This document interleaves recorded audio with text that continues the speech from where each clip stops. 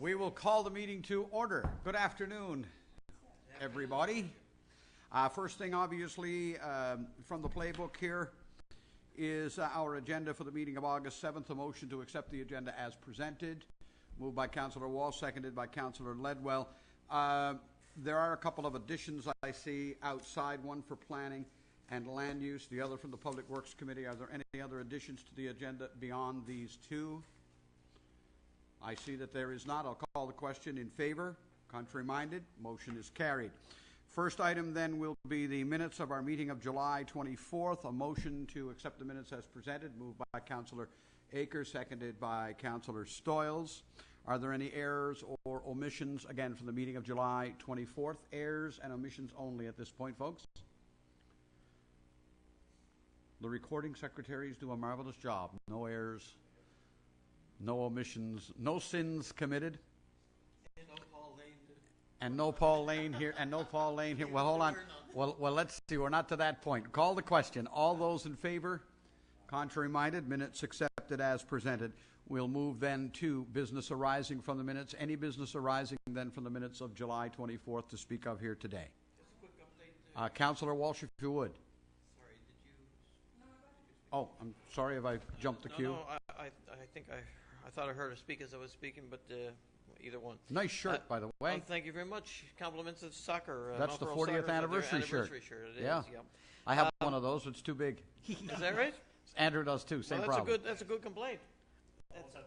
That's a great complaint. He yeah. did too.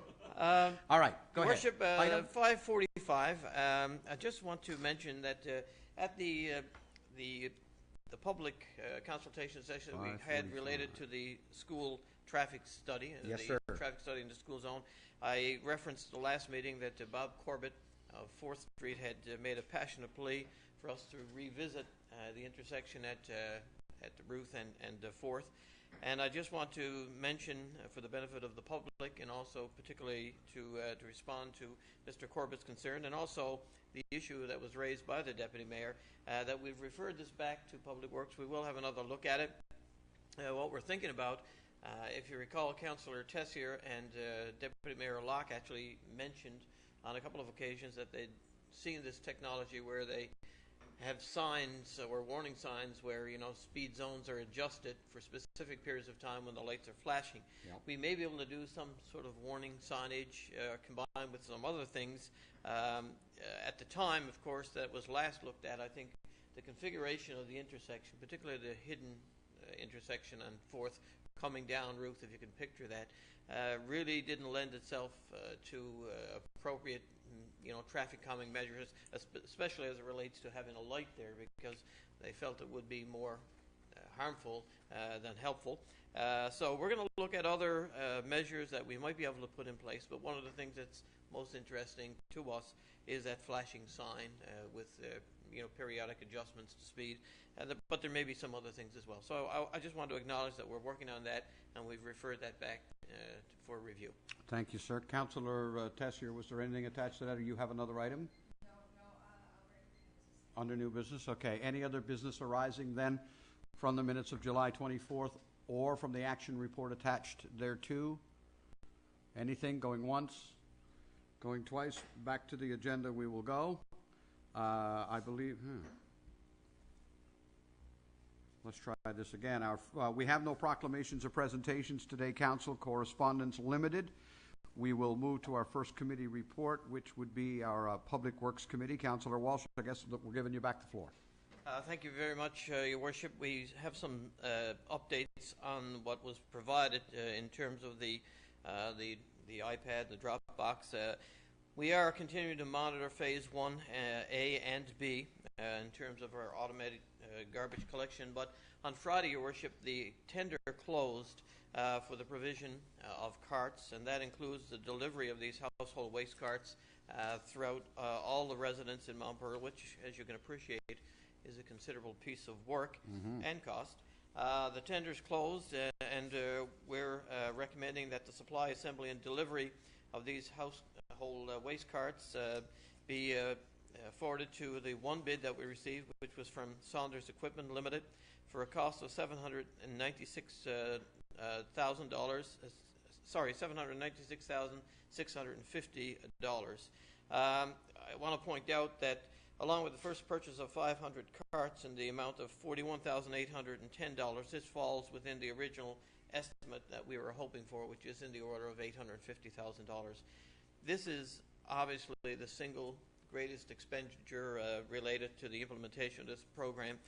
A lot of people feel that maybe the retrofitting of the trucks would be enormously expensive, but by comparison, this is by far the single greatest cost. This is going to represent probably as much as 66-70% of the total cost of this project when all is said and done.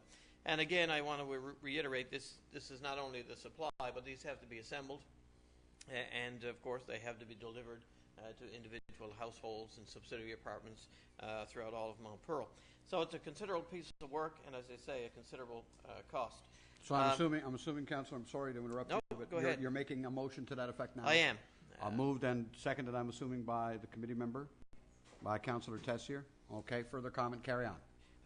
Just want to mention as well, by way of information, that bulk garbage has been completed, and as you can again appreciate, this requires a fair amount of our human resources and some heavy equipment operations. So with that out of the way, we'll continue now our efforts on the repairing of the lawns, curbs, and some asphalt patching that will be ongoing for the next period of time.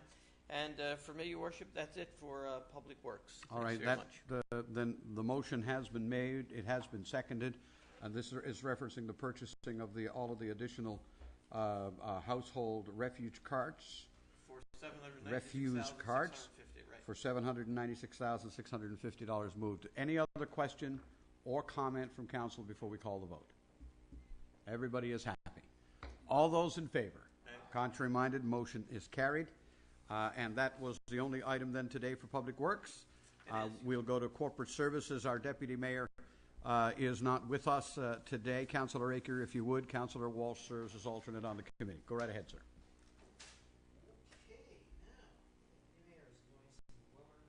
He is indeed. Good for him. Corporate Services, there's only one item here, Your Worship. It's invoices for approval in the amount of $1,840,277.08. Items numbers 1 through 13, and I noticed the largest item of the crowd is Marco Services, which is now progress payment number 2, as it relates to the building of the Progate Recreation Multiplex. And others, as you see there, Your Worship, but I so move. It has been moved, seconded by Councillor Walsh. Question or comment on any of the invoices for approval as presented? Anything at all? Hearing none, we'll call it. All those in favor? Okay. Contrary minded, motion is carried. And that's all there was for corporate services? Thank you. Oh, this is going to be a very light day, I'm trusting. I maybe just did it, did I? Did I jinx it? Councillor Ledwell, Engineering Services Committee report, sir. Thank you very much, Your Worship. We've got a couple of items there. The first item is an update on the multiplex project that Councillor Aker just referenced. As Deputy Mayor Locke would say, we're flying along at 5% completed. The good news, of course, we've got first concrete poured on July 24th, and other facets of the project are also progressing. We're going to be working on the geothermal contracting work, and that's going to start around August 10th. We've got concrete barriers that have been moved from the track and field down to the contractor access road behind the glacier. And that road, of course, is the one that leads up to Phase 1, which is the parking area up across on up near Olympic Drive. It's going to be a chain lock that will be used there to provide a permanent barrier to prevent that access road from being used overnight. Finally, just want to make mention that dust control measures up in that area are continuing to be implemented. We did have some concern earlier in the summer with regards to the dust with the hot weather that we've been having, but we continue to do our best to control that with the water trucks and so on. Okay. So good. Things are progressing well. Excellent. Second item is the tender for asphalt reprofiling and patching. This is something that we do every year. Basically, we're going to be focusing on about 1,250 square meters of asphalt. Two particular areas we're going to focus on are the avenues around Clyde and Bruce in Donovan's, and of course Commonwealth Avenue, primarily in the area of Whitley Drive. There were two bids that were received and both found to be in order. You'll see both in your kit there. The recommendation of the committee is that the asphalt reprofiling and patching tender be awarded to the low bidder, which was Wares Construction. The funds are to be drawn from the Sunrise Avenue Drainage Basin project to accommodate the project budget. That was something that was going to be funded 100% by the city, but as it turned out, that Sunrise Avenue project was something that fell under the Department of Municipal Affairs, a 70-30 split, and therefore there was some money and some unused funds that were available for this asphalt work that had to be done. So I so move. It has been moved by Councillor Ledwell, seconded by Councillor Stoyles. Questions, anybody, or comment on it? What is the status, and I realize this drifts us a little bit away from the subject, what is the status now of the Sunrise Avenue Drainage Basin project? I know that we were encountering some issues with it, but I have not visited or revisited it myself. Can either yourself or Mr. Randall answer the question?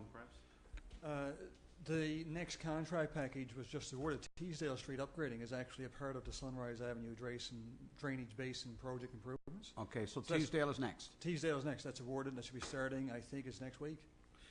Was the Donovan Street piece that was done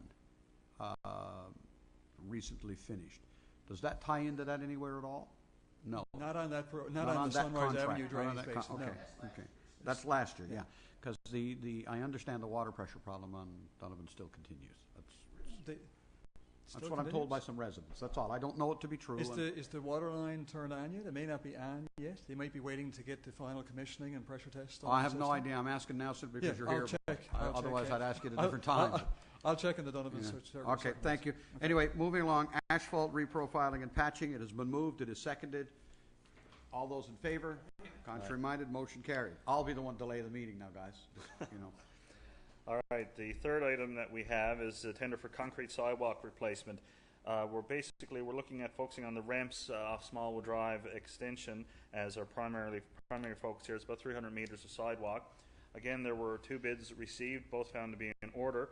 Again, we're going to be taking some funds that were unused from the Sunrise Avenue Drainage Basin project. And the committee recommends that the concrete sidewalk replacement tender be awarded to the low bidder, which was Wares Construction, in the amount of $91,998.95, and that the difference, I guess, in the funds be taken from the Sunrise Avenue Drainage Basin project, and I so move. Moved, seconded by Councillor Stoyles. Question or comment? Those bid, $1,050 between the two of them.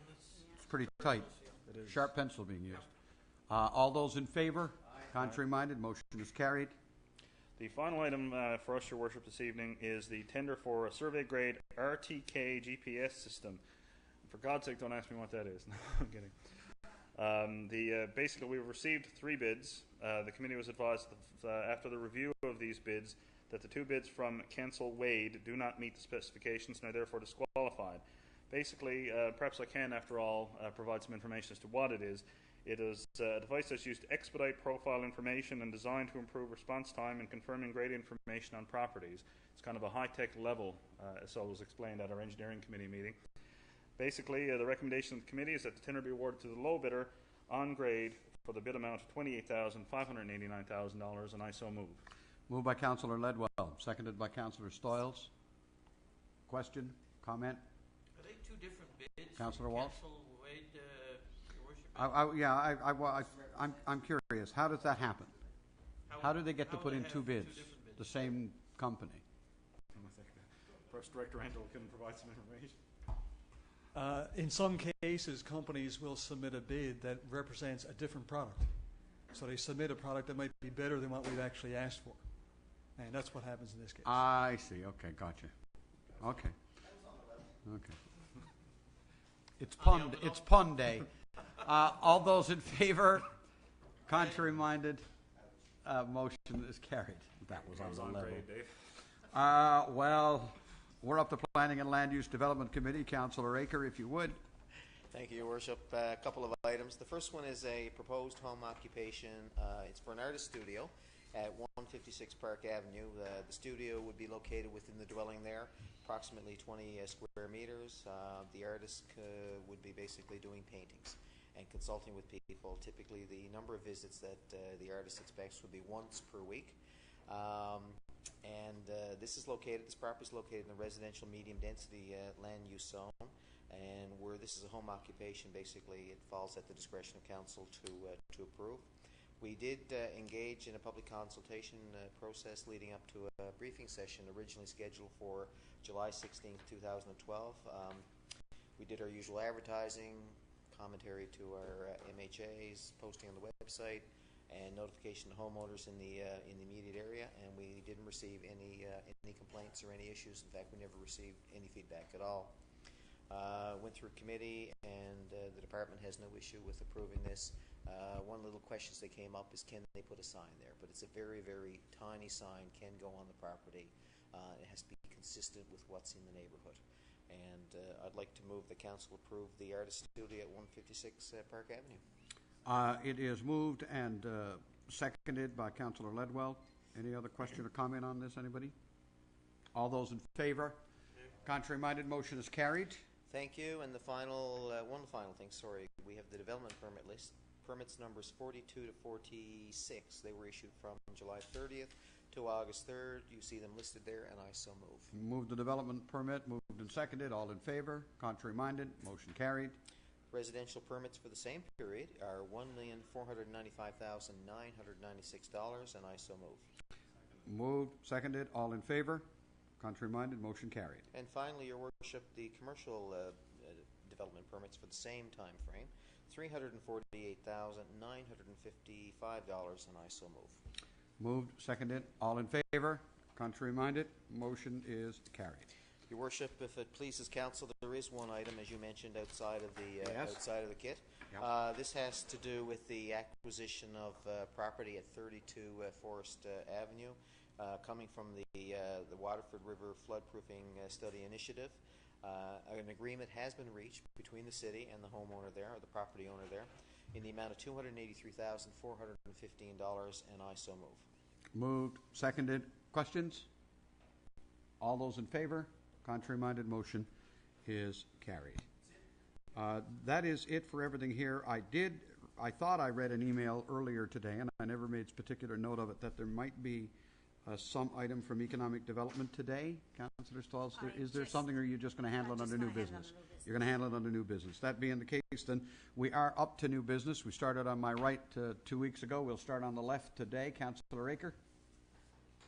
Couple little quick items. Mount Pearl Soccer was pleased to host a new soccer tournament this past weekend called the Hickman Cup. A number of teams participated. This is at the boys and girls under 14 and under 16 level. Mount Pearl took the girls under 14 title, and the rest were all won by St. John's. And I guess you can't win them all, Your Worship, but I want to just throw a little congratulations to Mount Pearl Soccer on a job well done. And speaking of soccer, I have to comment what a great soccer game that was yesterday. And come Thursday in the Olympics, we got to be cheering for Canada. It was a real heartbreaking loss, but Christine St. Clair and all the staff and all the other players, they really showed this country well. I felt like I was watching a hockey game between Canada and the U.S. It was that close, and I won't get into the referee situation. I just think it was still a positive outcome and a game well played. And the final thing I wanted to mention was to throw a little kudos out to the Association for the Arts in Mount Pearl and Theatre Newfoundland Labrador. Last Thursday, Tempting Providence was put off at our soccer clubhouse. There was about 85 people. Your Worship, you were there. Councillor Tessier was there. And, it was really, really well done, I must say. And I want to congratulate all the parties involved. Fine time was had by all. Your Worship, it'd be nice to see if we could do more plays and productions and theatre events in the city. But that particular play is perfect for a real small venue. They can put that play off with the small stage and the small set, put that off in a church basement, in a school classroom basically, or a gymnasium, or the soccer clubhouse, and I really enjoyed going to it, and I just want to bring that to the attention of the public. Thank you. Those actors are great, aren't they? Yeah. It's hard to believe that the lady that played Nurse Myra Bennett is not British, isn't it? I know. Well, I mean, she's got... Felt like you were there. It's flawless. Anyway, Councillor Tessier. Yeah, I have a few items, Your Worship, and I will ask for the patience of council because a lot of mine are in my email. I also wanted to comment on Tempting Providence and wanted to congratulate Christine Henneberry and the Association for the Arts for bringing that here. And of course, we had a local connection with that. One of the actors, Daryl Hopkins, is from Mount Pearl, so it made us very, very proud that night. And even though the smaller venue was adequate for this, I think that they could have easily sold 3 times the number of tickets for That's for what this they particular told. They play. told me the demand certainly was for that. Yeah, so I think that certainly does beg us to take a much stronger look at what we can and cannot do so far in Mount Pearl, and what the future could hold for the Association of the Arts, not just for performances that are traveling, but for some of their own work as well. And speaking of the Association for the Arts, Arts in the Park are happening now. It's out at Centennial Park, just behind us here. Last night they had a juggler juggling fire on site, and it was pretty interesting. I know that the young people particularly were very, very captivated by what he was doing, so I'd encourage anybody to certainly pop by, check their schedule, and see what's coming when, and certainly participate in it, because it was really, really neat. Okay, on Saturday, July 28th, our Skate and Ride Park hosted the Elements Make It Count skateboard competition. This was the Newfoundland stop in the 2012 International Contest Series. This was an actual contest, a competition that actually meant something. The weather wasn't great, but about 40 people came out to compete. There was a DJ, there were judges. It was all in all a great event. There was a lot of prizes awarded, and the actual winner was a gentleman named Neil Blackwood of St. John's. And he is actually winning an all-expense-paid trip to the Elements YMCA camp in California. He's winning a trip to California to compete. That's pretty neat. With other winners, other Make It Count winners from around the globe, and that was held right here at our own Skate and Ride Park, so we're really pleased by that. The next item is, and this is why you have to exercise some patience with me now, on Saturday, August 11th, as part of the Mount Pro Graffiti Management Program, Community Services will hold the Aim is Fame Mural Jam at the Reed Community Center grounds. There's going to be music, there's going to be a barbecue, and street artists are going to paint murals on sections of the multiplex construction fence. So if we have to stare at a fence for a while, we might as well look at some nice images. And the images are being approved of by Gary Fraser, and the artists, of course, are being, their work's being approved by. My wife asked me the other day, Counselor, how come that fence is not tagged and marked up yet? Is it because everybody in the community knows what's going to be going on there, It's and going to be. they're getting ready? Well, I mean, it's organized. I think it's a great idea. It's organized in partnership with the artist and supported by Auckland's Granger, the Paint Shop, Spray Matter, MTN, and Up, and unofficial bootleg.com. I don't know what that is, but it makes sense to somebody. So what if somebody produces a great piece of art there? What are we going to do with it? We can't tear it down? Well, if somebody produces a great piece of art there, the fence will eventually have to come down, but maybe we could find a place where they can reproduce it within the city, if it's that great.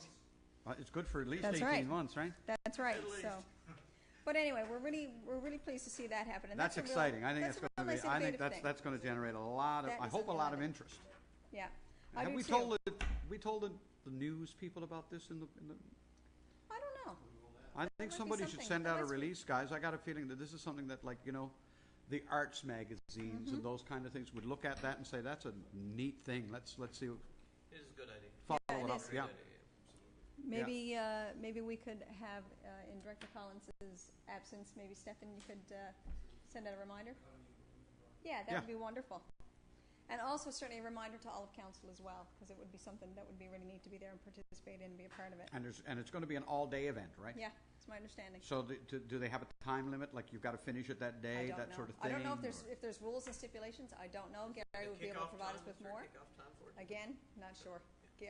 Gary Fraser will be able to provide us all that. Maybe when the information comes out to council and when it goes out to the press, we can have a little more detail. Let's hope our good About the weather actual is not day. over. Stop talking about it. I'm sorry. Forecast is good. It's I'm going to sorry. hear you. It's going to hear you. Stop talking about it. He or she, it doesn't matter. We'll hear. I said it. I got an email from one of our residents, Greg Bennett. Greg is a fabulous volunteer in our community, and he does a lot of work with young people, particularly our young athletes in the field of volleyball. And they organized a beach volleyball tournament up at our Sandy volleyball court up by the schools. And the tournament happened between the 5th and the 6th. They had 5 teams registered. It was just a wonderful event. They enjoyed the competition so much. The Huskies, the Mount Pearl Huskies, the team dubbed the Huskies, I guess named after Mount Pearl Senior High, took second place, is my understanding. They had So who won first? a team called the Highlighters.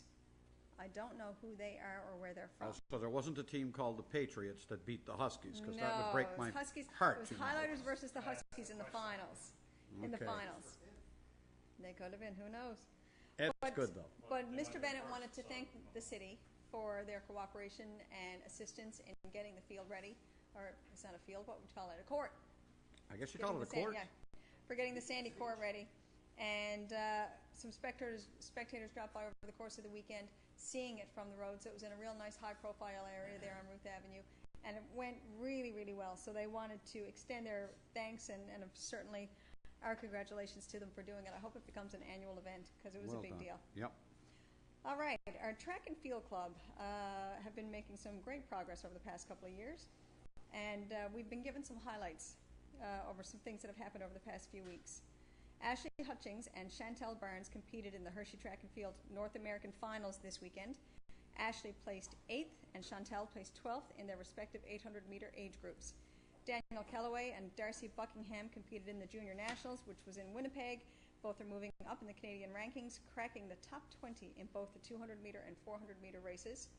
And this weekend, ProGate track and field members who are on the Newfoundland and Labrador provincial team contributed 37 of the 46 medals that Newfoundlanders and Labradorians took home from this championship in New Brunswick. 12 Wow. gold, 14 silver, and 11 bronze. And further to that, the members of the ProGate track and field who competed in the Atlantics were, as I said, Amanda Wilkins. She competed in the 400-meter and the 800-meter. Erin O'Brien, she won silver in the 800-meter. Daniel Kellaway, now this is a young man who we're going to need to watch. Daniel Kellaway competed in the 200-meter, and he got gold. He won gold in that one, and he won gold in the 400-meter. He ran the fastest time in the 400-meter of all age categories, 50 minutes and 54 seconds. That's not right. 50.44 seconds. Let's try that again. And yeah, I could do. I suppose stop, have a lunch, have a cup of tea. And Sounds in like my kind of race. In Winnipeg, Daniel was ranked 33rd entering the competition and ended up ranked 16th after the 400th. So he That's moved very up a good. considerable amount in the rankings. So we want to congratulate those young athletes as well. And I believe that is all I have. Thank you, Councillor Tessier. Councillor Stoyles. I just have a couple of items, Your Worship, mostly under economic development. Just wanted to mention a couple of companies that received funding from provincial government the past week or so. That was announced. GRI Software received $250,000 to do software, underwater oil spills and pipeline repair software that they're going to be doing offshore, and there's going to be funding that they have received. And also British Confectionery received a large amount of funding for to do some new incentives and that related to their business as well, Your Worship. And just wanted to say congratulations. Both of them applied for funding, and great to see Mount Pearl companies compete in the world market. Yes, good stuff. Is that everything? That's it. That's it. Councillor Walsh. Thank you, Your Worship.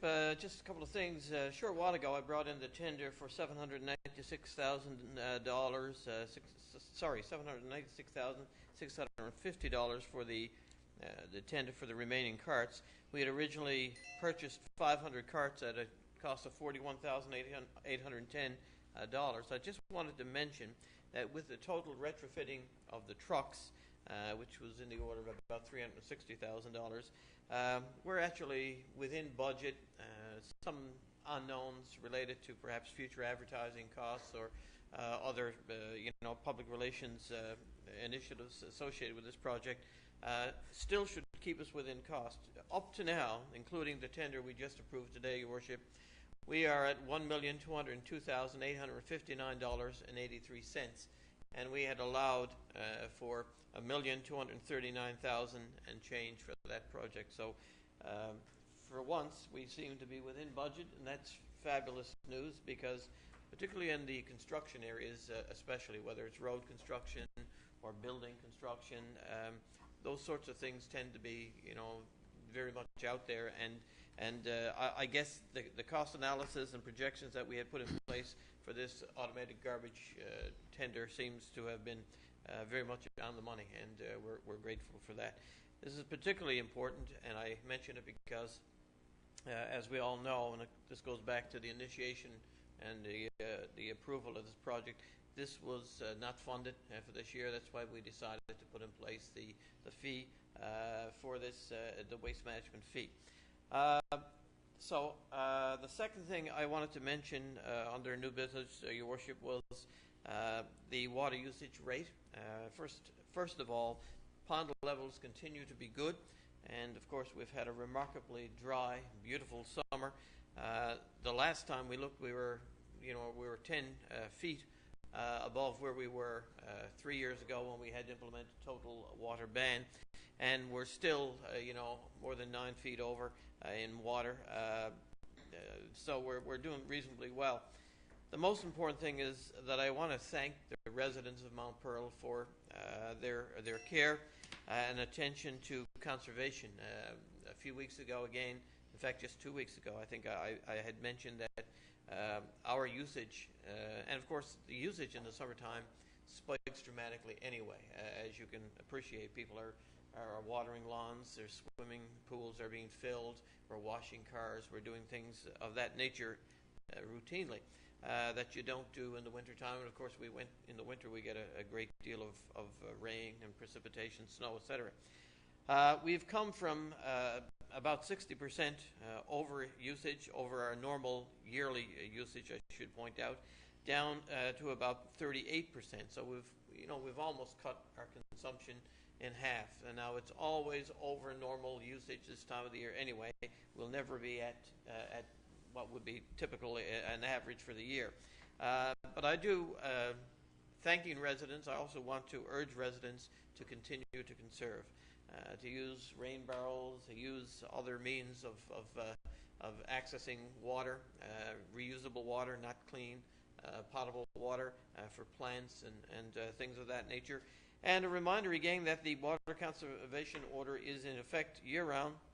The even numbers again, Wednesday and Saturday, twice a day, from 6 a.m. to 8 a.m. and from 8 to 10 p.m. The same times for odd numbers on Wednesday and Sunday. So Wednesday is the day when we get the hard hit, because both groups can actually access water for, if they need to, and it should only be if you need to. And again, reminder that it's not always necessary. Even though the lawns may look a little dry and a little foxy, with a little rain, they rebound very quickly, as we've probably all seen in the last few days. The last couple of things, to help our own cause, of course, I want to point out that we have suspended our hydrant flushing operations. We normally continue that throughout the summer, but because of the curtailment of water, and particularly our overextended usage of a few weeks ago, we decided to suspend water flushing initiatives, and we'll reinstate that when water levels and predictable usage is in a little better condition than it is right now. For now, we're all enjoying fabulous weather, and I guess there are a few complaints about that. That's it. So I just wanted to take the opportunity to update Council and others on the water usage levels. Thank you, sir, very much. Councillor Ledwell. Your Worship, I'll be very brief. I just wanted to sort of join with Councillor Tessier and congratulating the Association for the Arts on their Arts in the Park series. I, along with Councillor Tessier, took the event in last night, very well put off. I also have the schedule for at least the remaining two sessions that are going to be held. On Monday night, August 13th, they're going to be having kids' crafts and a vocal performance by Megan Burns. And then on Monday, August 20th, they have kids' crafts and a guitar vocal performance by Steve Collins. So I would encourage all of the residents of Mount Pearl, particularly families with small children, to take these events in. As always with the Association for the Arts and our Citizen of the Year, Christine Henneberry, very well-run events, and certainly it should be a great time. All the events start at 7 on those Monday nights. And that's it for me. Thank you, sir. Question related to that, then, if I might. And I guess our director's not here, so we'll just put it there. I suppose it'll be on the record for a moment. We put up, when we redid Centennial Square, one of the things that we did, we put up some beautiful across the corner of the park. That's right. I'll say it's across from the store. And I'm not sure, in the times that I've looked at it, that it's being used at all.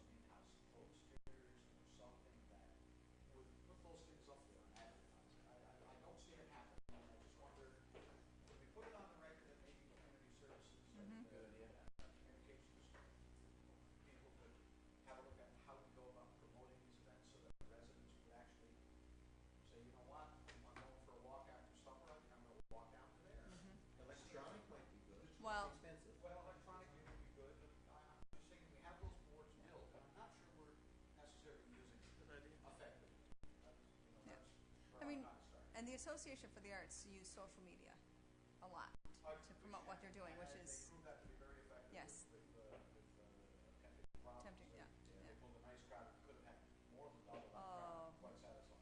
More. Anyway, I just leave it there for the record for the moment.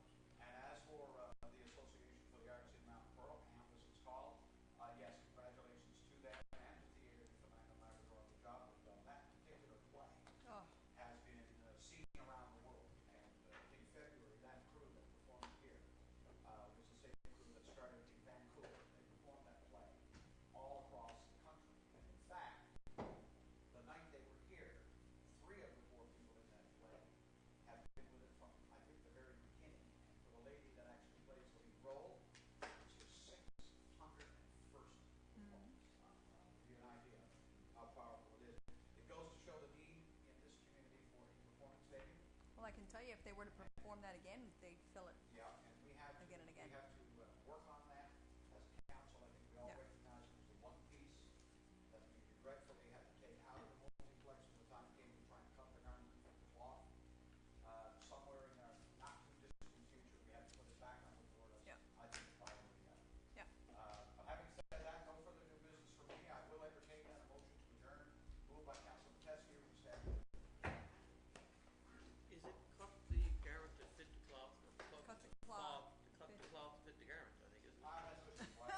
Sure. I'm allowed to say it backwards. That's easy. Yeah, but it just makes no sense backwards. You know what I meant? I did. Got it. I did. Do you But know I just what? wanted to help you out. If you use it, I know somebody who'll say that to you. She'll say, but you understood what I was saying, so what's the point? What's the problem?